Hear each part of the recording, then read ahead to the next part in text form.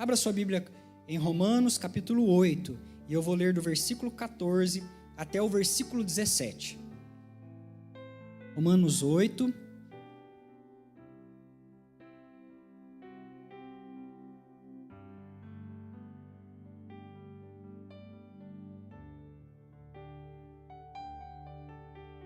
Você encontrou? A partir do versículo 14, nós vamos ler a palavra do Senhor. Diz assim as Escrituras: pois todos os que são guiados pelo Espírito de Deus são filhos de Deus. Repita comigo na minha versão que eu estou lendo aqui. Pois todos os que são guiados pelo Espírito de Deus são filhos de Deus. Porque não recebestes o espírito de escravidão, para viverdes outra vez atemorizados, mas recebestes o espírito de adoção, baseados no qual clamamos, Abba, Pai. O próprio Espírito testifica com o nosso espírito que somos filhos de Deus. Ora, se somos filhos, somos também herdeiros, herdeiros de Deus e co-herdeiros com Cristo. Se com Ele sofremos, também com Ele seremos glorificados. Amém? Glória a Deus. Queridos, nós temos aqui, neste texto, e eu quero que você entenda as Escrituras nessa noite, duas figuras muito claras. A figura de um pai e a figura de filhos. Nós temos aqui um pai e nós temos os seus filhos. Nós temos aqui filhos, no plural, ou seja, a saber, dois tipos de filhos. Nós vemos um pai que está guiando os seus filhos, um pai que adotou esses filhos. E nós temos dois tipos de filhos, filhos com um espírito. Pastor Isaías, que espírito é esse? É um espírito maligno? Não, não é uma entidade. O que nós temos aqui? Nós temos um pai na cabeceira da mesa e nós temos filhos. Um filho com um espírito. Este espírito é uma essência. Este espírito é uma índole. Este espírito é uma disposição mental. Esse espírito nós vamos chamar de uma mentalidade. Então, quando você ler aqui em Romanos, que porque não recebestes mentalidade, de escravidão, nós vamos substituir a palavra espírito por mentalidade. Porque não recebestes espírito de escravidão. Nós vamos trocar isso nessa noite, porque o original desta palavra diz isso, porque vocês, Filadélfia, não receberam mentalidade de escravos. Vocês não receberam mentalidade de escravos, mas receberam mentalidade de filhos herdeiros, baseados no qual vocês vivem, caminham e são capazes de clamar, inclusive, Abba, Pai, Paizinho querido. Então nós temos dois tipos de filhos, um pai com dois filhos. Um filho, ele tem uma mentalidade de escravo, uma disposição de escravo. O outro filho, por outro lado, ele tem uma disposição de herdeiro, uma disposição de filho maduro, uma disposição, um espírito de filho que é herdeiro e que é capaz de clamar Abba, Pai. E baseado nisso, eu preciso falar um pouquinho, embora nós temos sido muito ministrados aqui, sobre essa temática, você precisa aprender isso hoje novamente nesta noite. Quem é o Pai? Quem é esse nosso Pai que está aqui em Romanos capítulo 8? E nós vamos voltar ao início de tudo, no começo de todas as coisas, quando não havia mundo, quando não havia terra, quando não havia seres humanos, e lá havia Deus o Pai. A Trindade estava ali, o Pai, o Filho e o Espírito Santo, e eles estavam ali num amor perfeito, num amor compartilhado entre eles. Entenda isso, Filadélfia. Antes de tudo, antes de Deus criar a humanidade, ali estava Deus Pai. E Deus Pai ministrava o seu amor perfeito a Deus Filho, e Deus Filho compartilhava deste amor ali com o Espírito Santo, e os três estavam quando não havia nada, não tinha firmamento esse mundo, não havia ainda a criação dessa terra visível que nós podemos hoje entender, ver, sentir, apalpar. Então, você observa, e o Evangelho de João, no capítulo 17, ele vai apontar a beleza desse amor entre a família, a beleza desse amor dentro da Trindade, a beleza desse amor que havia ali entre o Pai, o Filho e o Espírito Santo, um Deus família, um Deus composto, uma unidade composta. Então, eles estavam vivendo em perfeição, um amor perfeito entre eles. E agora, queridos, entenda, Deus não estava entediado lá na eternidade, sem ter o que fazer. Nós estamos aqui, não tem o que fazer. A nossa rotina é derramar amor um sobre o outro e receber deste amor. Isso aqui está muito parado, né? Não tinha. Deus não é sujeito a tédio, né? A ficar lá sem uma rotina. E por outro lado também entenda que Deus, ele é completo. Ele não tem crise de identidade a ponto de precisar criar seres humanos para ficar lá o adorando, o reverenciando. Nossa, mas eu estou aqui, Deus Pai, na eternidade, transbordando o meu amor no Filho, o Filho transborda o amor dele em mim, o Espírito sobre mim, e nós vamos festejando, eu quero chamar isso de festa da Trindade, né? E agora isso aqui está muito parado, tedioso, eu sinto necessidade de ser adorado.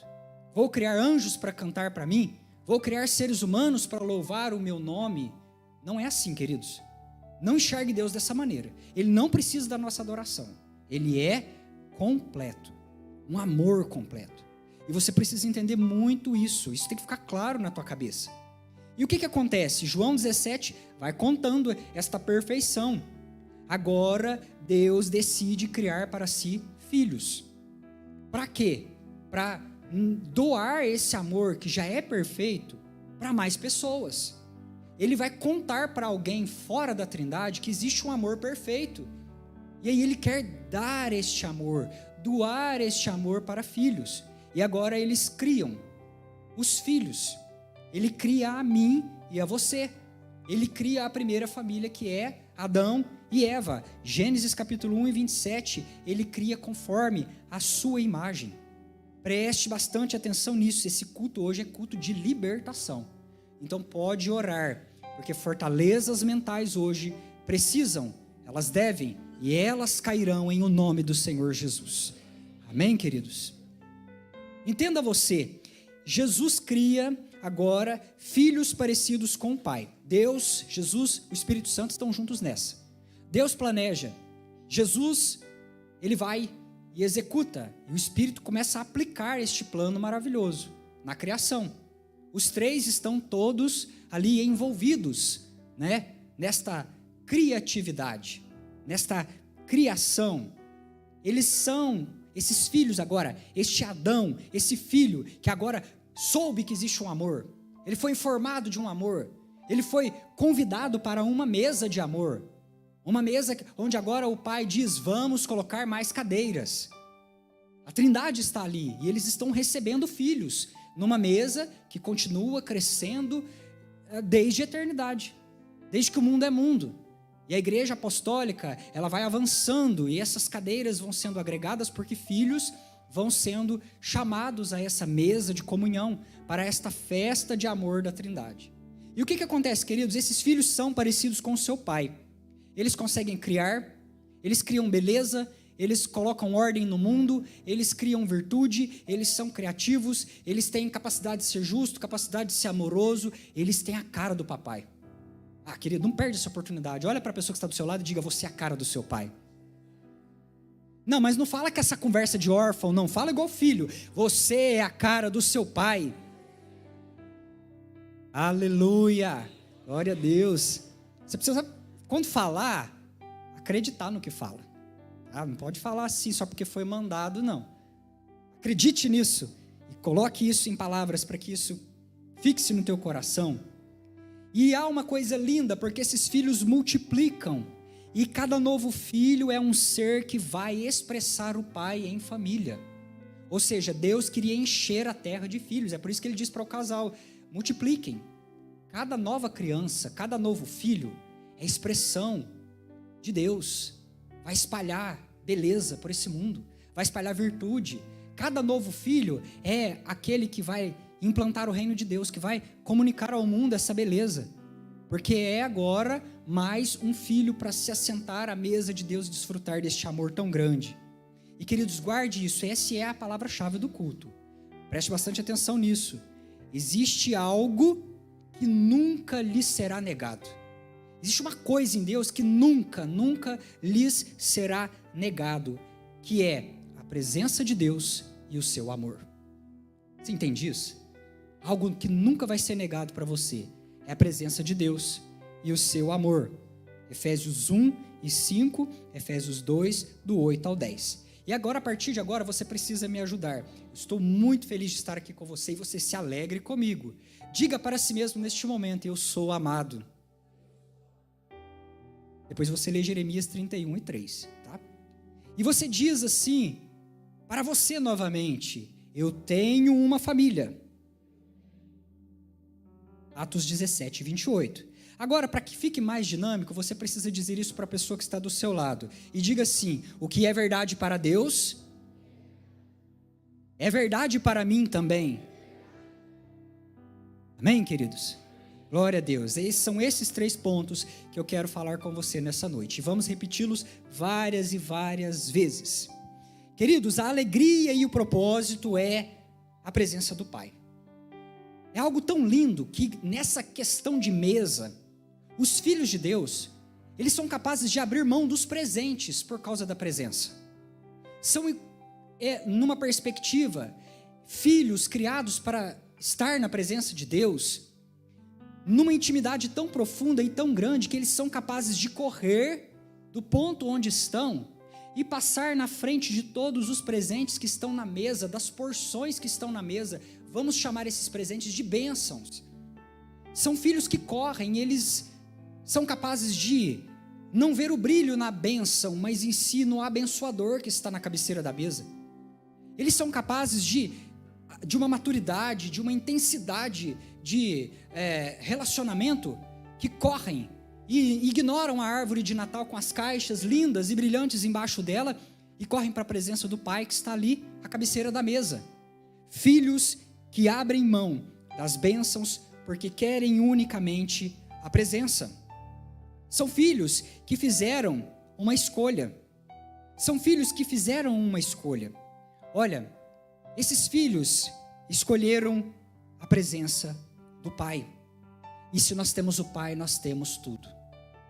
Se nós temos o Pai, nós temos tudo. Você entende isso? Certo é que nós temos o Pai, escolhemos o Pai. Mas na eternidade, lá no começo de todas as coisas, houve um primeiro órfão. E eu preciso falar um pouquinho de orfandade com você hoje. O órfão, o primeiro órfão, Satanás, escolheu virar as costas para o Pai. Por que que ele é o primeiro órfão? Porque ele escolhe o que ele julgava ser melhor para ele, que o faria feliz. Trocando em miúdos, é um negócio assim: Deus disse algo a respeito da minha felicidade. O diabo pensa isso. Existe uma estrutura de felicidade na presença do Pai. Mas eu, o Satanás, eu entendo que, para mim, é melhor e seguir este caminho.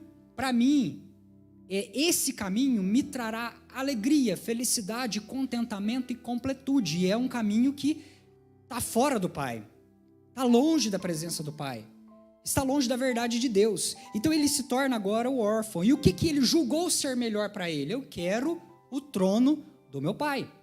Eu não estou interessado na presença, estou interessado no trono. O trono do meu Pai, se eu me assentar acima dele, isso será algo melhor para mim.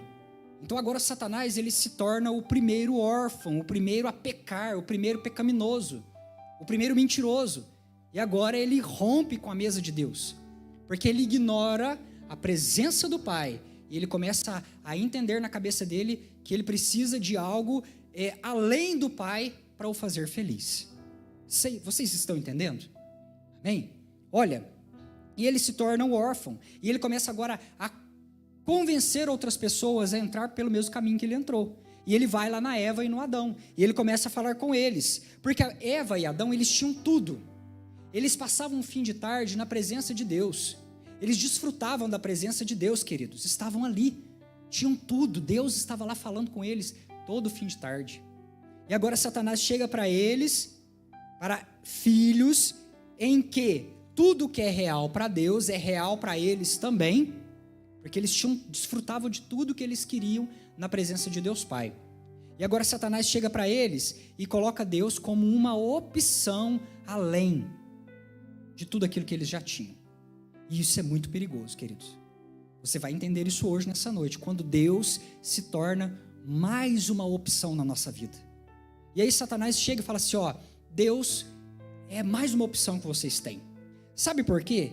Se vocês fizerem algo, vocês serão como o seu pai. Queridos, preste muita atenção nisso. Quando Deus faz Adão e Eva, Ele faz imagem e semelhança. Eles eram igualzinho o pai deles. Tinha parecimento com o pai. Era a cara do pai. Ou seja, eles já se pareciam com o seu pai, eles já eram como Deus, naqueles atributos, naquelas coisas que Deus pode compartilhar conosco. É claro que Deus não vai compartilhar a onipotência dele, a onipresença, a onisciência e outros atributos, mas tem coisa que Deus colocou em você, colocou em mim, que faz com que nós sejamos distinguidos nessa terra como filhos de Deus. E aí o que acontece? Olhando para aqueles dois lá no jardim, não tinha como você olhar para eles e não ver Deus no rosto deles. Sabe, quando você olha uma criança e fala, é igualzinho o pai, anda igual o pai, se encosta na parede igual o pai, fala igual o pai, é idêntico. Ali estava Adão e Eva. Só que Satanás chega e fala assim, olha, vocês não são como o seu pai, vocês não se parecem com o seu pai. E eu vou dar um conselho para vocês, para que vocês sejam parecidos com o seu pai, façam alguma coisa. Façam alguma coisa. Vá até a árvore do conhecimento do bem e do mal e coma esse fruto. Coma esse fruto. Então, vocês serão como o seu pai. E ali começa toda a orfandade do ser humano. Quando Deus fica no fim das coisas e vira mais uma opção a ser escolhida. Eu posso escolher isso, eu posso escolher aquilo outro, e Deus é mais uma opção para a minha vida, caso essas outras coisas não derem certo. Se eu tentei isso, tentei aquilo, não tem mais nada a perder, eu ainda tenho uma opção, Deus. Então Satanás inverteu todas as coisas, e Deus se tornou uma opção. O que é a orfandade? Como ela corrói a nossa estrutura de filhos de Deus? Queridos, a orfandade, ela é o sentimento de não pertencimento. Fala só para você isso mesmo, para você ir fixando. Orfandade é o sentimento de não pertencimento. Isso é ser órfão. E olha, já vou adiantando para você algo que eu escrevi aqui. Eu ouvi o Bispo César dizendo isso há uns dias atrás. Ter uma coroa na sua cabeça não faz de você um rei. Já parou para pensar isso? Você ter uma coroa na tua cabeça não te torna um rei? Mas que você precisa primeiramente viver isso de dentro para fora. E aí nós entendemos, olha, o que é um órfão? Um órfão, ele não se sente digno do amor. Ele sempre vai tentar conquistar o amor. E aí você aplica isso, queridos, no teu relacionamento com Deus, primeiramente, e no teu relacionamento com os teus irmãos nessa noite.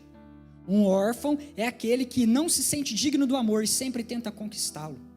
É alguém dominado pela solidão, que está sempre arrancando pedaços da sua identidade para dar para as outras pessoas, que está sempre tirando pedaços para ter pertencimento. Ou seja, um órfão, ele é alguém deformado. Ele está sempre cortando a sua própria carne, o seu interior, para poder obter a aprovação dos outros, para se sentir pertencido a um determinado grupo. Ele vive como escravo. Ele vive como um escravo. É escravo? Não é. É filho. Nós estamos falando aqui de filho. Os personagens da nossa mente hoje é um pai, dois tipos de filho, duas classes de filho. Filhos com mentalidade de herdeiro e filhos com mentalidade escrava. E você olha e fala, é filho de Deus. Tem coroa na cabeça, mas tem cabeça de escravo. Pensamento escravo. Disposição mental de escravo. Não é escravo. Jesus já fez todas as coisas na cruz do Calvário, mas está vivendo como um escravo. Com uma índole de escravo, mentalidade de escravo, espírito de escravidão. E aí, você vai comigo lá em Gálatas capítulo 4. Porque eu quero ler com você. Gálatas capítulo 4, do 1 ao 7.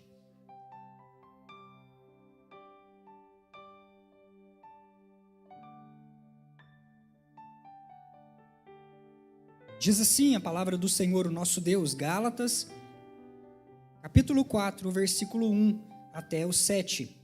Eu digo, pois, que durante o tempo em que o herdeiro é menor, em nada difere do escravo,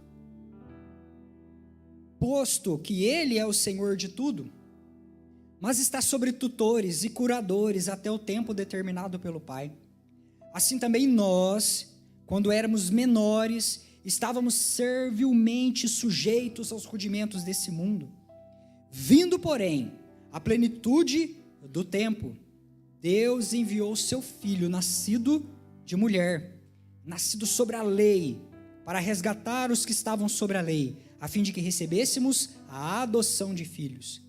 E porque vós sois filhos, enviou Deus ao nosso coração o Espírito do seu Filho, que clama, Abba, Pai. De sorte que já não és escravo, porém filho, e sendo filho, também herdeiro por Deus. Aleluias! Glória a Deus, queridos. Somos filhos herdeiros de Deus. Por quê? Porque fomos comprados por um alto preço. O sangue de Jesus Cristo operou em nós algo maravilhoso e poderoso, que é a adoção, o chamamento para a mesa de Deus e a permanência nessa mesa por causa do seu Espírito. Mas nós precisamos entender que filhos que têm a mentalidade escrava, olha o paralelo. A criança, o filho, tem o sangue do pai. Mas sendo um filho imaturo, que não entende a sua posição, que não entendeu, que tem uma mentalidade imatura, ele é igualado a um escravo. Porque na casa, na mesa, os escravos ocupam este mesmo patamar do filho pequenino. Inclusive, escravos estão debaixo de tutores para ordenarem, fiscalizarem e guiarem os passos da sua escravidão. Mas o filho pequeno também está debaixo de tutores para o guiarem, para o ampararem, posto que é um filho pequeno. Não entendeu? É uma criança que você colocar à mesa, ela não entende, não discerne a porção de Deus.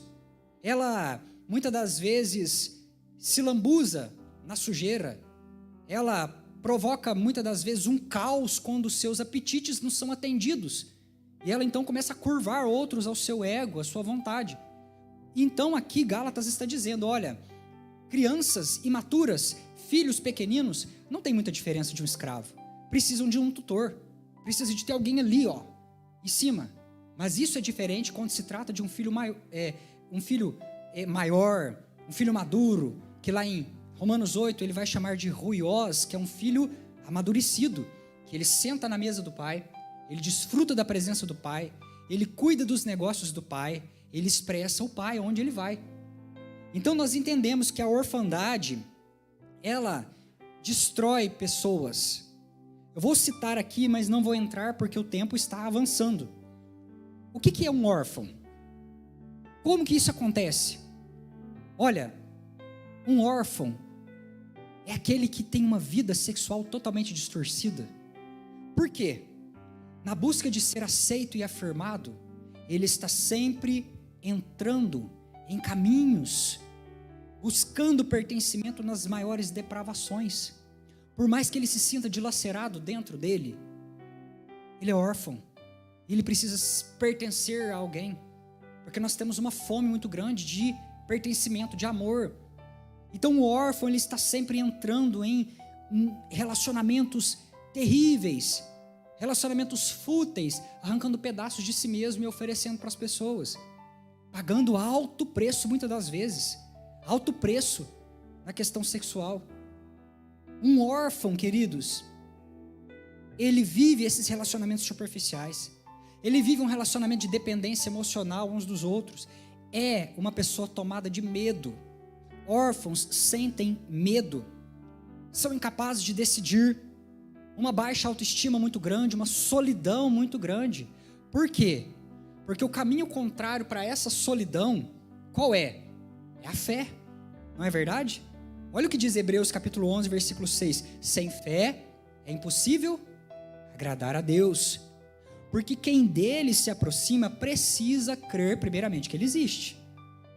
Precisa crer que ele está na cabeceira da mesa. E aquele que dele se aproxima e que precisa crer que ele existe, precisa também entender que ele recompensa aqueles que o buscam. Então o oposto do medo é a fé, né? Que onde essa pessoa vai até Jesus crendo que ele está ali, e crendo que ele vai o encontrar, e crendo que ele encontrará também socorro, afirmação, pertencimento, amor no coração de um Deus todo-poderoso. Amém, queridos? Então esse filho maduro, ele vai até o pai sabendo a herança que ele tem.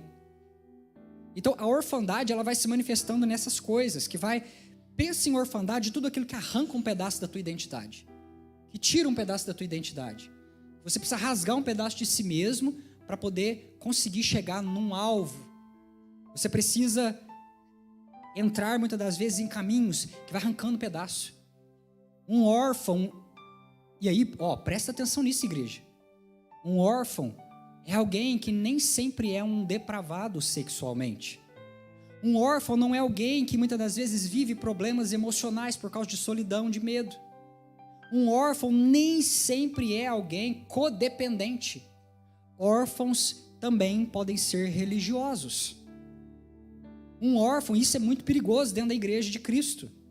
Olha, nós vamos lá, chegamos, vimos do mundo com aquela roupa toda suja, e agora nós aceitamos Jesus, nós trocamos a roupa, colocamos uma coroa na nossa cabeça, e agora começamos a caminhar com uma nova roupagem, uma roupagem de crente. Uma roupagem de crente. Mas é aí que mora o perigo. Por quê? Satanás também é um crente. Sabia disso? Jesus não disse isso? Os demônios creem. Ele falou isso lá numa certa feita com seus discípulos. Então Satanás é órfão e é crente. Sabe todas as escrituras. Todas. Conhece de cor a Bíblia. E aí, queridos? Aí a gente vem do mundo, não é? Troca roupa, mas e o interior? O que Jesus comparou isso? Olha, esses órfãos parecem túmulos pintados, túmulos embelezados. Você vai naquele cemitério, você vê aquele túmulo ali bonito. Ele está limpo, ele está caiado, ele tem mármore, tem beleza. Mas e por dentro? Está sujo, está todo contaminado, porque trocou sua casca, mas o interior continuou da mesma forma. E Jesus usa esse termo lá em Mateus 23, se não me falha a memória: nobre por fora, sujo por dentro. E esse é o perigo da orfandade, que às vezes quer entrar na nossa igreja e ficar igual aquela sujeira que é difícil de tirar. A gente precisa assim de uma intensidade ali para lutar contra aquilo, porque hora ou outra isso vai querer te pegar. Pastor, como isso acontece? Olha, nós abandonamos a bebida, abandonamos o cigarro e entramos numa vida frenética, malhando, treinando, como se o fim disso tudo, ou seja, o benefício maior de todo esse empenho, ele é esquecido, que é ter saúde. E nós trocamos isso e colocamos no lugar a vaidade, nós colocamos no lugar os excessos, nós colocamos no lugar os anabolizantes. Dentro dessa temática de vida, a religiosidade é da mesma forma. Eu estou dando um exemplo. Por quê? Malhar é bom? Sim ou não? Tudo mentiroso, não é nada, né? Eu a vida inteira malhei, agora não tem jeito por esses dias, né? Daqui a um tempo eu volto. Mas e aí? Não é bom não. Ficar puxando peso ali, requer determinação, requer empenho, requer força de vontade. Mas no sentido lícito da coisa, é bom para você, é bom para o seu organismo, fará bem para o seu coração, você vai poder carregar os seus netos com muita vitalidade, né? Você vai ser um homem forte para defender a sua esposa, para ter saúde, para viver longos dias e a cada dia mais e mais com saúde poder derramar o reino de Deus nessa terra, porque nós não queremos morrer cedo. Queremos viver longos, frutíferos dias. Existem promessas espirituais para os sonhadores e aqueles que são plantados junto ao Senhor darão fruto ainda na sua fase de sonhar. Amém? Glória a Deus. Então eu quero que você entenda que, embora tenha uma coisa muito boa e ilícita em fazer exercício físico, às vezes a gente troca a ordem das coisas e deixa a parte boa de lado e foca numa parte perniciosa, viciosa, suja, anabolizada. A gente começa então a ingerir aqueles produtos para ficar uma outra coisa que a gente não é. E a religiosidade é isso também. Olha, nós deixamos as más companhias, porque a igreja é boa, é um ambiente de network. Tá me entendendo isso? Tem gente que chega na igreja e fala, eu vim para cá, por quê? É um ambiente bom para os meus filhos. Eles vão ficar longe, das pessoas ruins. Eu vou para Filadélfia porque lá tem o doutor tal, o dentista tal, especializado nisso e nisso. Eu vou para Filadélfia porque lá tem o advogado tal. Eu vou para Filadélfia porque lá tem chances de eu fazer amizades que podem me promover nesse mundo. E a coisa vai ficando cada vez pior. Eu vou para Filadélfia, sabe por quê? Porque lá tem uma rede de contatos para me amparar. Eu vou para Filadélfia porque lá tem um ensino, olha só, é coisa boa, lícita, usada como uma opção, igual Satanás fez. Presta atenção que o negócio é terrível. Entra nos nossos ossos se a gente não tomar cuidado. Lá tem um ensino muito, assim, sólido. Uma doutrina muito bem amparada, vigiada pelos profetas e mestres. E isso irá me dar condições de chegar aonde eu quero. Então o que acontece? Todas essas coisas boas, elas viram então um fim. Eventos, a Filadélfia tem eventos. Isso são maravilhosos. E se esses eventos agora forem feitos para manter a igreja funcionando? E aí? E, queridos, eu acompanho a frequência da igreja e lanço isso nas estatísticas, casando com muitos dados. Estação do ano, evento que teve na igreja, férias escolares, feriado. E aí eu vou cruzando esses dados para eu conhecer o perfil da igreja, né? Não tenho notícias ruins para dar para vocês, pelo contrário, notícias maravilhosas a respeito dessa igreja. Mas ai de mim um dia entrar lá e perceber que no mês do evento a frequência subiu. O que aconteceu? Esse evento, ele está sendo produzido para manter a igreja funcionando, ou esse evento, ele é uma ferramenta para ajudar as pessoas a amarem a Deus, amarem uns aos outros e servirem o mundo. E aí, qual que é a posição correta? Nós não podemos permitir que os eventos sejam a máquina que move a igreja. Pelo contrário, os eventos são para ensinar você a amar a Deus, servir pessoas. É disso que se trata, queridos. Quais os cultos que você pode convidar visitantes?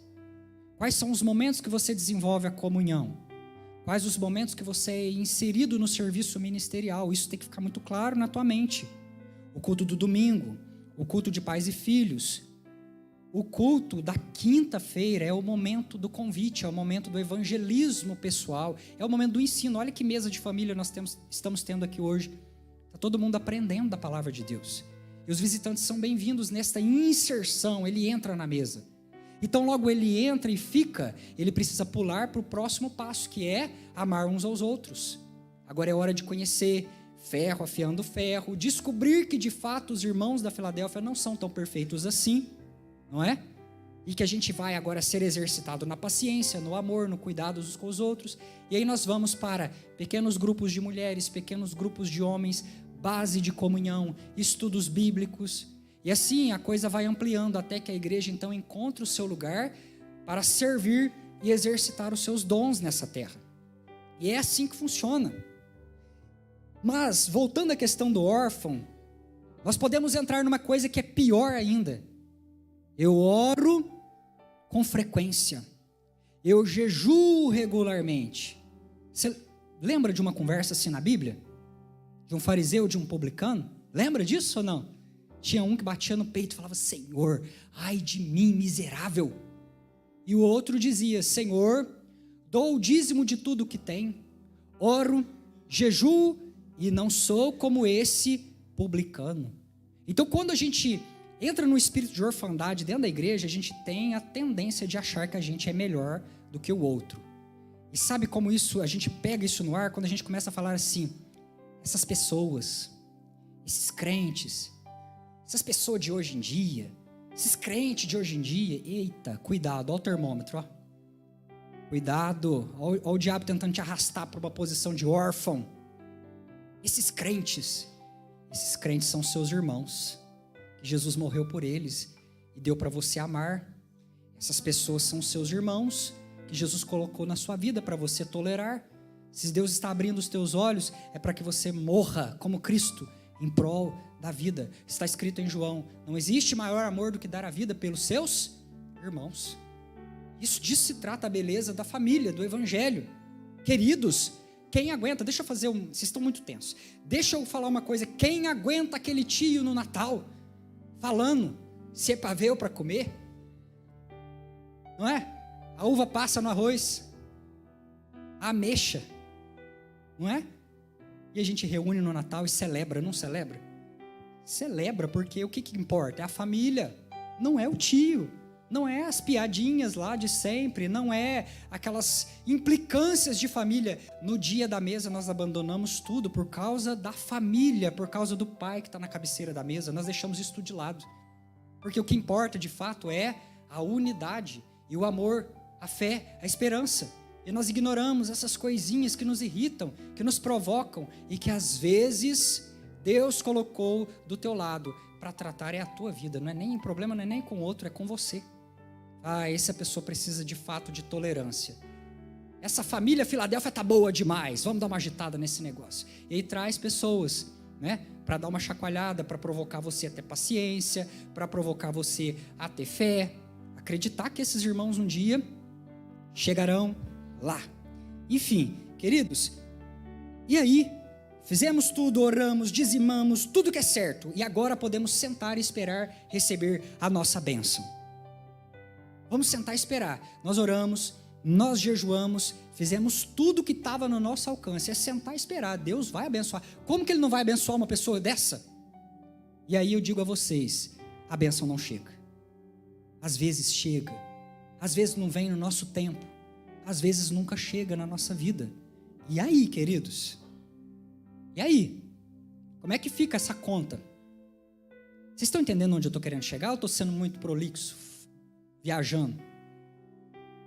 É que às vezes a gente está seguindo um falso evangelho.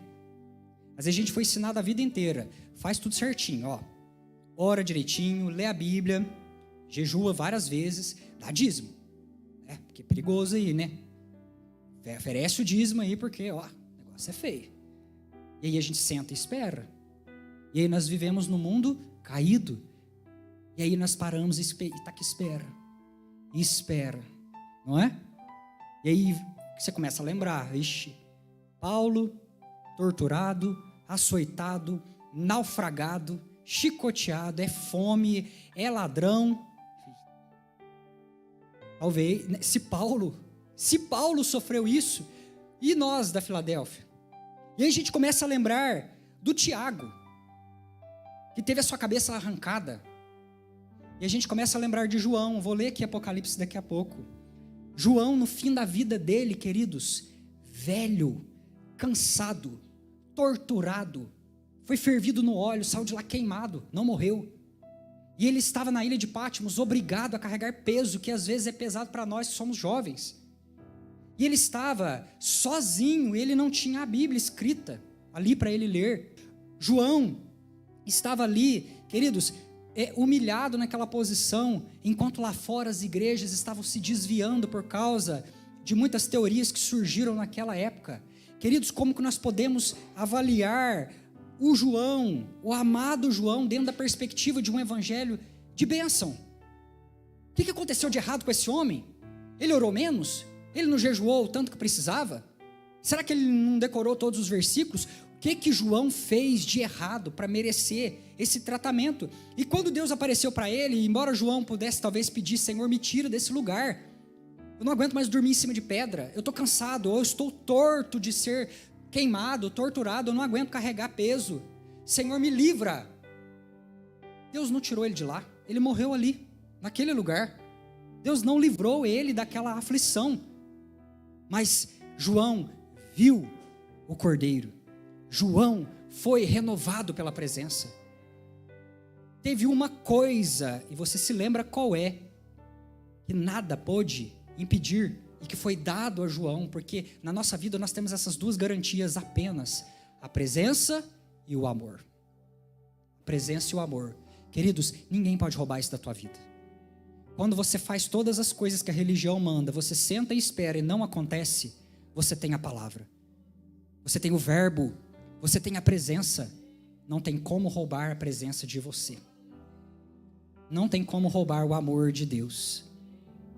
E aí, o que nós vamos falar lá de homens e mulheres? O John Bunyan lá preso, a filhinha dele cega, ficou sendo cuidada há anos lá fora, enquanto ele estava escrevendo O Peregrino. E aí, como é que nós vamos equacionar todas essas coisas, queridos? Como que nós vamos fechar essa conta, né? Homens e mulheres de Deus enfrentando o câncer.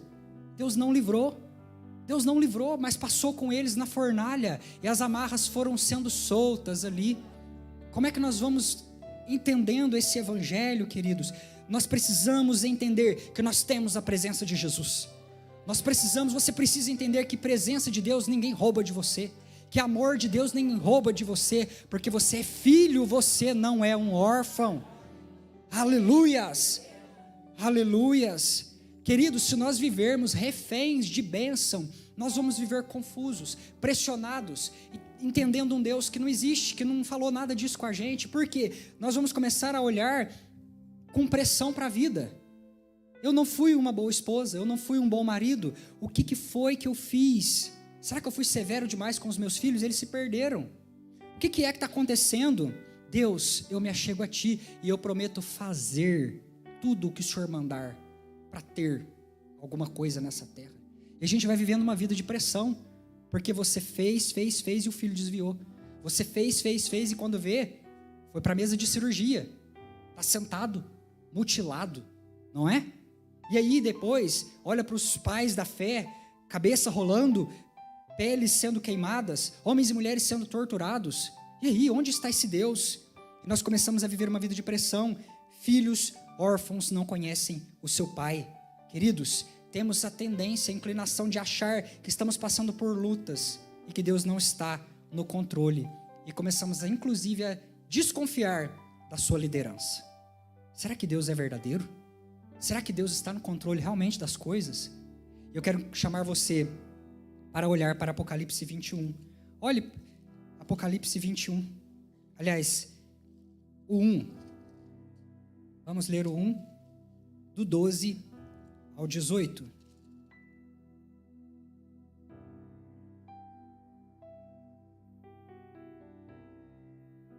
Diz assim a palavra do Senhor, versículo 12. Voltei, João está falando aqui. Voltei-me para ver aquele que falava comigo. E voltando, eu vi 7 castiçais de ouro. E no meio dos 7 castiçais, um semelhante ao Filho do Homem, com vestes talares e cingido à altura do peito com uma cinta de ouro. A sua cabeça e cabelos brancos como alva lã, como neve. Os seus olhos como chama de fogo. Os pés semelhantes ao bronze polido, como refinado numa fornalha, e a voz como voz de muitas águas. E tinha na mão direita 7 estrelas, e da sua boca saía uma afiada espada de 2 gumes, e o seu rosto brilhava com o sol na sua força. E quando eu vi, caí aos seus pés como morto, porém ele pôs sobre mim a mão direita, dizendo: não temas. Eu sou o primeiro e o último, aquele que vive e estive morto, mas eis que estou vivo pelos séculos dos séculos, e tenho nas mãos, e tenho as chaves da morte e do inferno. Você pode glorificar o Senhor por isso? Você pode dizer para si mesmo: eu sou amado, eu tenho uma família, e o que é verdade para Cristo é verdade também para mim. Amém, queridos? Aleluia. Quem é que vai nos separar do amor de Deus que está em Cristo Jesus? Queridos, quando a enfermidade chega, você sente logo ali palpável a cura. Seja nessa vida, você tem a cura para um testemunho miraculoso. Se Deus não cura, o teu corpo glorioso já está logo ali, reservado para você. Um corpo onde não haverá choro, pranto, onde as primeiras coisas se passaram, não haverá mais dor. Não haverá mais dor, queridos. Nós temos isso em Cristo. Filhos maduros têm uma mentalidade de herdeiro, sabe que são amados e que a presença do Pai e o seu amor é algo que nunca lhe será negado. São bênçãos garantidas, vamos chamar de milagres. São milagres que Ele faz na vida do seu filho, dos seus filhos. Olha, preste muita atenção, queridos. Você é amado por Deus. Amém? Aleluia. E o que isso significa? Agora eu quero falar do filho herdeiro. Primeiro nós analisamos o escravo. O filho que está sempre querendo fazer alguma coisa para Deus. Ele precisa fazer para poder ser. Isso não parece um escravo? O escravo, ele faz e ganha o salário dele. Então ele vai lá, faz uma boa obra, faz algo interessante e o Senhor o paga. O filho com mentalidade de escravo vai na mesma onda. Ele quer se desgastar, arrancar pedaços da sua identidade, para tentar atrair a presença do Pai. Quando, na verdade, Deus já é dele. Ele já tem Deus. Deus é tudo que ele tem. Deus não está no final como uma opção. Mas Deus já foi dado a ele, porque é o seu Pai. Isso significa o quê? Quando eu digo a você, você é amado por Deus, você hoje precisa realinhar a tua identidade e entender que você pode entrar na presença de Deus como você está. Você pode entrar na presença de Deus sujo, desanimado, esfarrapado, invejoso, promíscuo. Isso precisa ser uma verdade nas nossas vidas, porque é assim, quando você entra dessa forma na presença do Pai, que você obtém dele a graça. E depois que a graça ela opera algo na tua vida, você se torna limpo e um verdadeiro adorador. Não pode inverter a ordem das coisas. As pessoas muitas das vezes padecem dizendo: eu não posso ir a Deus, porque eu estou sujo, eu estou perdido, olha a situação como eu estou. Queridos, vá até Deus, porque você é amado, e o amor dele não tem nada que vai se interpor entre você e o trono do teu Pai. Aleluias. E aí, quando você entende isso, venha o que vier. É câncer, é filho desobediente, é filho desviado, é doença roubando os entes queridos, nós vamos adorar. Os cristãos são conhecidos por adorarem nas tribulações. Ninguém é capaz de roubar o milagre do amor na nossa vida. Amém, queridos? Aleluia. Segundo, eu tenho uma família. Quando você aceitou Jesus, o Espírito Santo foi enviado para dentro do teu coração. Quando você aceitou Jesus, o Espírito Santo veio morar. Existe dentro do teu coração um da Trindade. Você já pensou nisso? Que hoje mora dentro de você o terceiro da Trindade? Isso é lindo, isso é maravilhoso. Um amor sobrenatural que capacita filhos egoístas a se importarem uns com os outros. E é por isso que isso tudo aqui acontece. É por isso que, embora você está com uma vontade de comer lanche e ir para casa, você fica ouvindo o seu pastor 1 hora, 2 horas e vai, né? Não é? Por quê? Porque o Espírito Santo de Deus está dentro de nós e ele nos capacita a tolerar uns aos outros, amar uns aos outros, investir uns nos outros. a se preocupar com a dor uns dos outros, a visitar uns aos outros, a investir para que outros alcancem a maturidade. Ou seja, nós somos inseridos numa família e fazemos parte dela agora. E por último, queridos, filhos herdeiros sabem que o que é verdade para Jesus também é verdade para nós. E o desejo de Deus sempre foi encher a terra de filhos que parecem com Ele. Encher a terra de filhos que são a sua imagem e semelhança. E Deus está trabalhando assim, com muito empenho, o Espírito Santo, para que isso aconteça. Para que esses filhos, eles encham a terra e tragam o céu para a terra. Venham implantar o reino de Deus. E Deus, então, possa encontrar um lugar na terra onde Ele possa morar com os seus filhos, habitar com os seus filhos. Deus está descendo para o meio da família. Diga aleluia. Aleluias. Então nós precisamos entender que tudo que nós viermos a fazer é pelo poder de Deus e é pela graça dele. Somos totalmente dependentes de Jesus. Não tem como fazer nada nessa terra se não for dependentes daquele que é, que era e que há de vir. Aleluia. Não dá para ser um bom marido sem Jesus. Não dá para ser um bom patrão sem Jesus. Não dá para ser um novo tipo de gente sem Jesus. Por mais que nós venhamos a nos esforçar, isso tudo vai virar só uma roupa externa, mas o interior vai continuar da mesma forma. Nós dependemos de Jesus, mas também nós precisamos entender que estamos investidos de autoridade e de poder, com um poderoso destino. Você precisa entender isso, porque quando você falar as circunstâncias, as doenças, as enfermidades, aos demônios, aos problemas, você precisa falar como um filho que sabe quem é o teu pai. Você vai dizer: enfermidade, saia em nome de Jesus. E você vai dizer: seja curado em nome de Jesus. E você vai falar do amor de Jesus. E você vai proclamar as boas novas de salvação como alguém que conhece a mesa que tem. Amém, queridos?